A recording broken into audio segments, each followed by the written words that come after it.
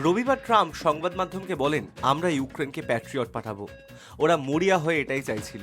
তবে ইউক্রেনকে ঠিক কতগুলি প্যাট্রিয়ট আমেরিকা দিচ্ছে তা স্পষ্ট করেননি মার্কিন প্রেসিডেন্ট বা পেন্টাগন। তিনি বলেন, আমি সংখ্যার ব্যাপারে এখনো রাজি হইনি, কিন্তু ইউক্রেন কিছু পেতে চলেছে, কারণ ওদের সুরক্ষার প্রয়োজন। ট্রাম্প জানান, বেশ কিছু আধুনিক সমরাস্ত্র ইউক্রেনের হাতে তুলে দিতে চাইছেন তারা। তবে তার জন্য ভলোদিমির জেলেনস্কিদের কোনো ছাড় দিতে নারাজ মার্কিন প্রেসিডেন্ট। তার কথায় 100% মূল্যই দিতে হবে। এটা আমাদের জন্য একটা ব্যবসা হবে। চলতি সপ্তাহের গোড়ায় ইউক্রেনের প্রেসিডেন্ট জেলেনস্কি জানিয়েছেন, প্যাট্রিয়ট ক্ষেপণাস্ত্র প্রতিরোধী ব্যবস্থা পাওয়ার বিষয়ে আমেরিকার সঙ্গে আলোচনা শেষ পর্যায়ে রয়েছে। ট্রাম্প দ্বিতীয়বার আমেরিকার প্রেসিডেন্ট হওয়ার পর রুশ ইউক্রেন যুদ্ধ নিয়ে এখনো পর্যন্ত তার সঙ্গে পুতিনের 6বার সরাসরি কথা হয়েছে। তার মধ্যে 4বার কথা হয়েছে গত 6 সপ্তাহের মধ্যে। তবে রফা সূত্র মেলেনি। 2022 সালের ফেব্রুয়ারি মাস থেকে চলা যুদ্ধে দাঁড়িয়েও পড়েনি। সেই কারণে একাধিকবার পুতিনের ওপর ক্ষোভ উগড়ে দিয়েছেন ট্রাম্প।